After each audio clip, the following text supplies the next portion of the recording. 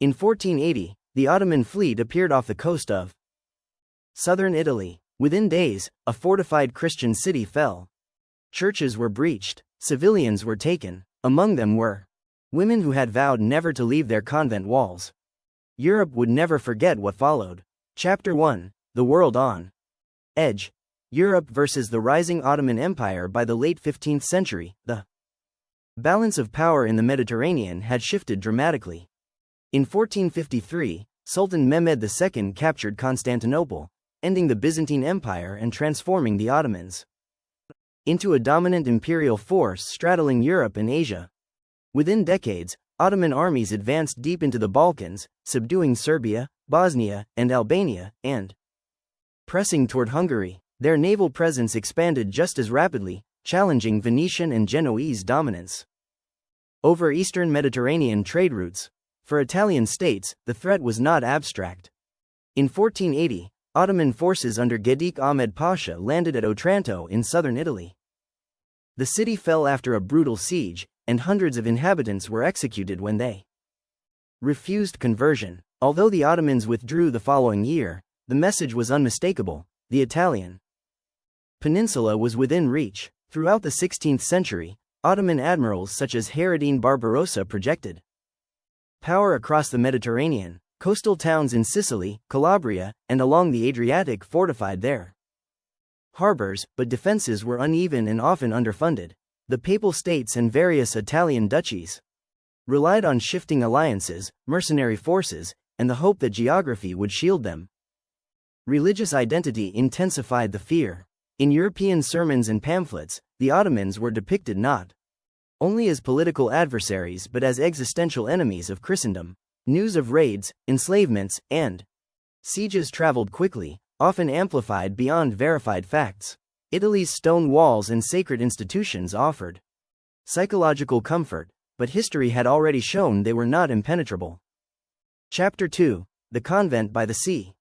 Along the vulnerable coastlines of southern Italy and the Adriatic, convents were often built within or just beyond town walls, close to the communities they served. These institutions were not isolated monasteries in wilderness, but structured religious houses integrated into urban life. Many belonged to established orders such as the Benedictines, Poor Clares, or Augustinians, operating under strict ecclesiastical rules approved by Rome. Life inside followed a disciplined rhythm. The divine office structured each day: matins before dawn, followed by lauds, prime, terce, sext, nun, vespers, and compline. Silence was observed during designated hours. Nuns copied manuscripts, educated girls from local families, prepared altar linens, and provided charity to the poor. Some residents were daughters of noble households placed there with dowries, others were widows or women seeking religious vocation in a society that offered limited alternatives. Despite their spiritual purpose, convents were not immune to political realities. Coastal religious houses were acutely aware of Ottoman naval movements. After the fall of Otranto in 1480 and repeated corsair raids during the 16th century, ecclesiastical authorities issued warnings and encouraged defensive measures. Some convents stored valuables off-site, others relied on city militias for protection. Yet these communities remained fundamentally unarmed and non-combatant. Canon law and long-standing Christian tradition regarded them as sacred spaces. The assumption persisted that religious status conferred a degree of immunity. In an era increasingly defined by total war and maritime raiding, that assumption would be tested with devastating consequences. Chapter 3: The Day the Ships Appeared. Ottoman incursions into southern Italy were not constant occupations, but sudden, concentrated strikes. Coastal watchers, often positioned in towers built specifically to detect corsair fleets, scanned the horizon daily. When sails appeared, warning systems were activated. Bells rang across towns not for worship, but as alarms. Smoke signals were sometimes used to alert neighboring settlements. Speed determined survival. In July 1480, when the Ottoman fleet approached Otranto, it consisted of roughly 90 vessels carrying thousands of troops. The city's defenses were outdated, and reinforcements from Naples were delayed. Similar patterns repeated throughout the 16th century during raids led by Ottoman-aligned corsairs such as Barbarossa and Turgot Reis. These expeditions targeted poorly defended coastal towns for plunder, captives, and strategic disruption. For religious communities, reaction time was limited. Convents did not possess garrisons. Their safety depended entirely on city walls and local militias. When breaches occurred, there was rarely organized evacuation. Records from various Mediterranean raids show that once outer defenses fell, non-combatants, including clergy and nuns, were vulnerable to capture. The imbalance was stark. Ottoman forces were experienced in siege warfare and amphibious assault. Italian coastal towns were politically fragmented, often relying on mercenary troops, whose loyalty fluctuated with payment. In such moments, sacred architecture offered no military advantage. By the time soldiers entered a town, resistance had usually collapsed. What followed was governed less by spiritual boundaries and more by the established wartime practices of the era, practices that did not exempt religious women from their consequences. Chapter 4: The Fall of Sacred Walls. When Ottoman forces captured Otranto in August 1480, the fall of the city followed. The conventions of siege warfare common to the late medieval world. After 2 weeks of bombardment and assault, the defenders were overwhelmed. Contemporary Italian chronicles describe executions of resisting men and the enslavement of women and children. Religious buildings were entered, valuables seized, and clergy taken prisoner. In such circumstances, consecrated space did not guarantee protection. Under prevailing military custom, observed by many armies of the period, not only the Ottomans, a city that resisted and was taken by force could be subjected to plunder. Soldiers were often permitted a period of looting as compensation. Captives became part of the war economy. They could be ransomed, sold, or retained as labor. This system was embedded in Mediterranean conflict on both Christian and Muslim sides. For convents, the consequences were severe. Nuns were non-combatants, but they were also potential captives of value. Church records from multiple coastal raids in the 16th century document religious women taken alongside lay civilians. Some were later redeemed through organized ransom networks. Others disappeared into the broader system of Mediterranean slavery. The psychological rupture was profound. Convents had long symbolized spiritual refuge. Their violation carried symbolic weight far beyond material loss. In Italy and beyond, reports of religious women captured during Ottoman incursions reinforced a growing belief that no wall, civil or sacred, could shield Christendom from the realities of expanding imperial war. Chapter 5: Captivity, Conversion, and the Slave Market's Captivity in the Ottoman world functioned within a structured and legally recognized system. Enslavement was an established institution across the Mediterranean in the 15th and 16th centuries, practiced by both Christian and Muslim powers.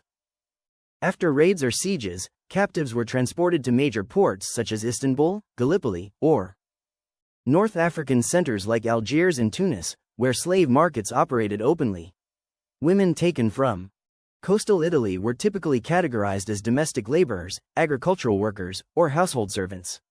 Those of higher social status, particularly if connected to noble families or religious institutions, could command higher prices or be held for ransom. Diplomatic correspondence from the Papal States and the Kingdom of Naples records repeated efforts to negotiate redemptions. Catholic religious orders such as the Trinitarians and Mercedarians specialized in fundraising and traveling to Ottoman territories to purchase the freedom of Christian captives. Conversion to Islam occurred in some cases, sometimes voluntarily under pressure of circumstance, sometimes as a condition of integration into Ottoman households. Islamic law permitted enslaved individuals to convert, and conversion could improve social status, though it did not automatically guarantee freedom. Historical records also show instances of captives eventually marrying within Ottoman society or rising to positions of influence. Particularly within imperial households, the system blurred moral boundaries. For European observers, the capture of nuns symbolized sacrilege. For Ottoman authorities, captives represented spoils of war governed by legal and economic norms of the time. The suffering was real, but it unfolded within a broader Mediterranean structure where Ransom, enslavement, and religious transformation were interconnected realities of prolonged conflict. Chapter 6. The shockwaves across Europe. News of Ottoman raids did not remain confined to the coast. In the late 15th and 16th centuries, information moved through letters, merchant networks, diplomatic dispatches, and increasingly through printed pamphlets. After the fall of Otranto in 1480, reports circulated rapidly through Italian states and into Rome. Papal correspondence framed the event as both a military disaster and a spiritual crisis.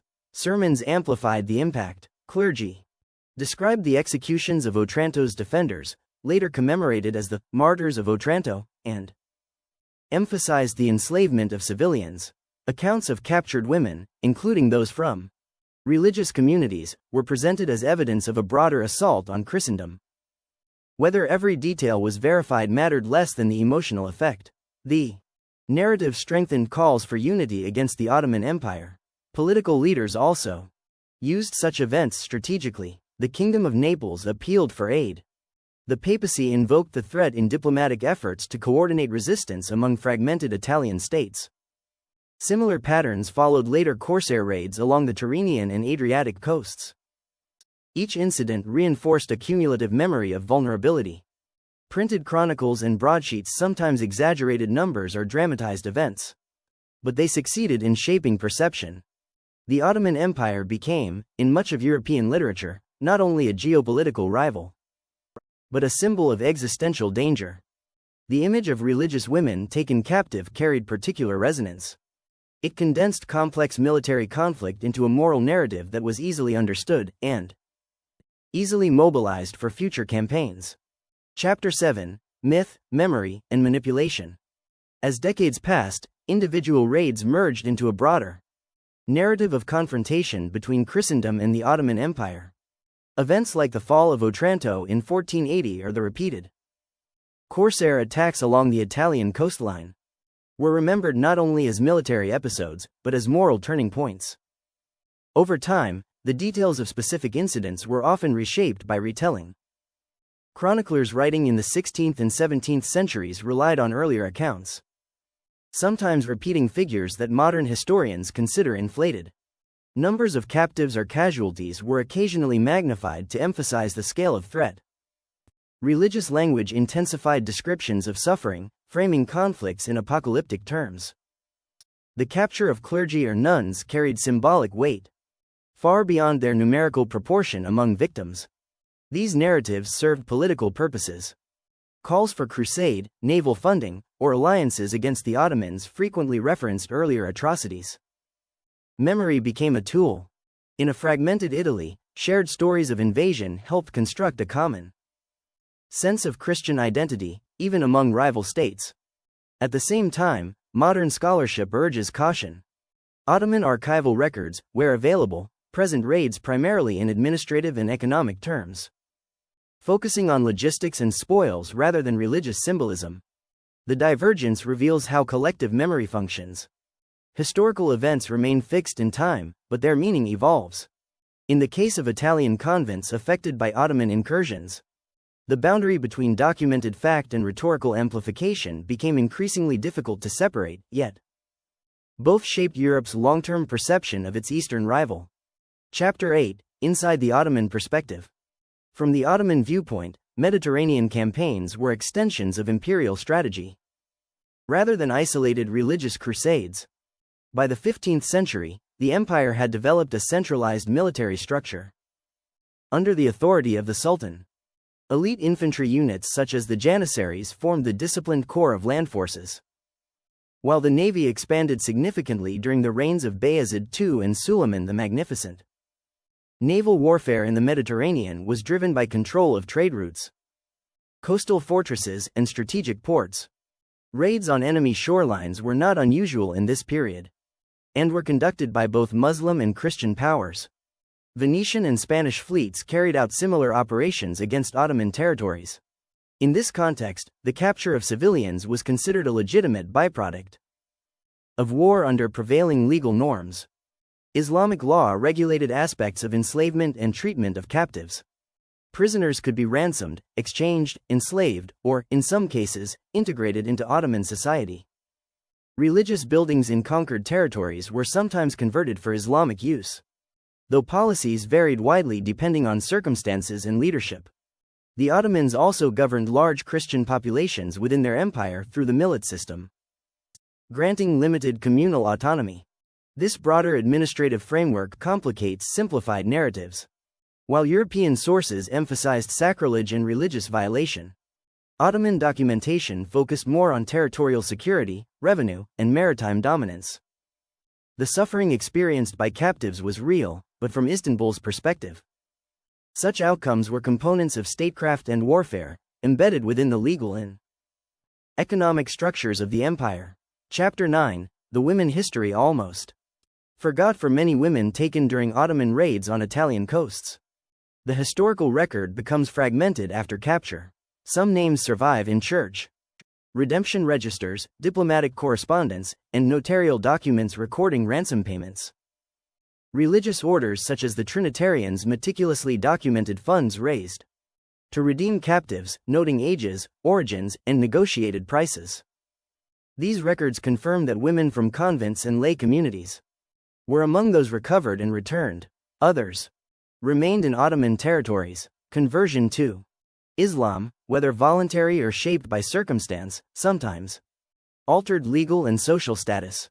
Archival evidence from Istanbul and North Africa shows that European-born women could become part of urban households, marry, or enter domestic service. Within elite residences, a small number rose to prominence in imperial circles, though most lived out lives far removed from their places of origin. For convent communities in Italy, the absence of those who did not return left lasting marks. Ecclesiastical visitations in the late 16th century reveal increased attention to coastal security and stricter enclosure practices in vulnerable regions. Some religious houses relocated inland. Donations were redirected toward fortifications rather than expansion. The trauma was rarely recorded in personal detail, yet its institutional consequences are visible. The capture of nuns challenged assumptions about divine protection and reshaped how religious communities assessed risk. Beyond diplomatic debates and printed pamphlets, it was the quiet restructuring of convent life, and the silence surrounding those who never came home, that reflected the enduring human cost of Mediterranean warfare. Chapter 10. Why this story still matters today. The Ottoman raids on Italian coasts, including the capture of civilians and religious women, belong to a broader history of Mediterranean conflict that shaped European identity for centuries. These events were not isolated acts of cruelty detached from their time, but episodes within a prolonged struggle for territory, trade dominance, and political influence between rival powers. Yet the memory of such incidents endured far beyond their immediate military impact. In Italy and across Europe, they contributed to a narrative of civilizational confrontation between Christianity and Islam. That narrative influenced diplomacy, warfare, and cultural production well into the early modern period. It informed sermons, literature, and political rhetoric, reinforcing boundaries between communities. At the same time, modern scholarship emphasizes complexity. The Ottoman Empire governed millions of Christians within its borders, while European states themselves engaged in enslavement and religious violence. The Mediterranean was a zone of conflict, but also of exchange, negotiation, and coexistence. Simplified portrayals obscured this layered reality. Remembering the fate of captured nuns and civilians is not about perpetuating hostility. It is about recognizing how warfare affects non-combatants and how memory can transform specific tragedies into enduring symbols. The echoes of these events remind us that fear, when amplified and politicized, can shape perceptions for generations. Understanding the full historical context allows us to examine the past without distortion and to approach inherited narratives with critical clarity rather than inherited animosity. History is rarely simple, and it's never just one story. If you value deep, real, and unfiltered historical analysis, subscribe now. Because the past still shapes the world we live in. And we're just getting started.